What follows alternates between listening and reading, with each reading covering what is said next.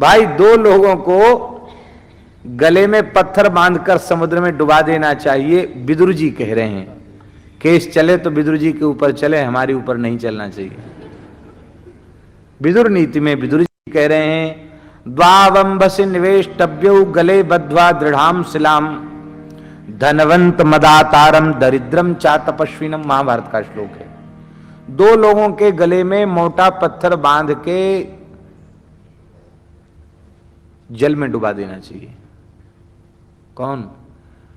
धनवंतम अदातारम, धनवान होकर के भी जो गौ सेवा, संत सेवा, ठाकुर सेवा न करे, दीन दुखियों की सेवा न करे, ऐसे धनी मानियों को विदुर जी कह रहे हैं, हे महाराज युधिष्ठिर, हे धृतराष्ट्र, ऐसे धनी मानियों को गले में पत्थर बांध के डुबा देना चाहिए। दरिद्रम चा तपस्विनम, दरिद्र होकर भी जो भजन नहीं करता, तप नहीं करता, गरीबी भजन के लिए आती है। गरीब होकर भी जो भगवान का भजन नहीं करता, उसके भी गले में पत्थर बांध के डुबा देना चाहिए। गरीबी भगवान के भजन के लिए आई है और अमीरी सेवा और परोपकार के लिए आई है।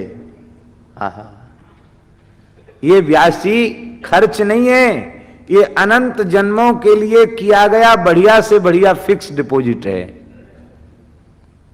जो धन सत्कार्य में लग गया, समझ लो सफल हो गया, और जो रह गया वो पता नहीं किस रास्ते जाएगा।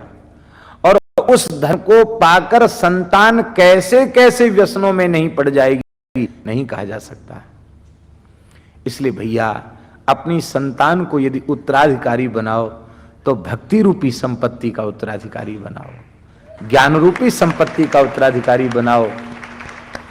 ऐसी संपत्ति का उत्तराधिकारी मत बनाओ जिसको पाकर वे बिगड़ जाएं। बिगड़ेंगे कब? देखिए, संतान अपने पिता माता आदि से ही प्रेरणा प्राप्त करती है। आपका जीवन धर्म नियंत्रित होगा, आपके जीवन में सारी कमाई का सही उपयोग होगा, आप अच्छे कार्यों में उसका व्यय करेंगे तो उसको देखकर आपकी संतान भी प्रेरणा लेगी। पिताजी गौ सेवा, संत सेवा, ठाकुर सेवा करते, वृंदावन की सेवा करते, अयोध्या चित्रकूट की सेवा करते हैं, दीन दुखियों की सेवा करते हैं, तो ऐसे पिता की हम संतान हैं, हमें भी यही सब करना चाहिए।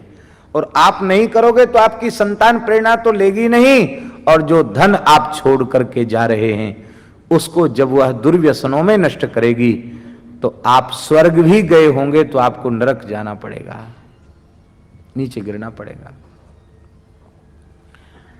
दोनों ओर से जो कुछ धन हमने कमाया है ये हमारे साथ जाएगा नहीं। जब साथ नहीं जाएगा तो मुक्त हस्त से खर्च करो, एक बात। दूसरी बात, जो हम सत्कर्म में व्यय करेंगे वो दूसरे जन्म में हमें सब कुछ मिल जाएगा, हजारों गुना होकर के मिल जाएगा। तो आगे का जन्म सुधर जाए इसके लिए भी दो।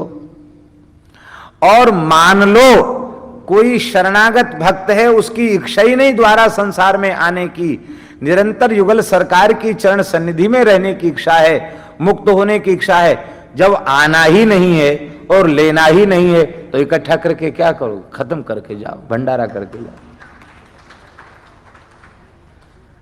पर महाराज ये छाती सबकी नहीं होती है। और अब फिर ठाकुर जी कैसी कृपा करते हैं इसकी चर्चा हम कल करेंगे।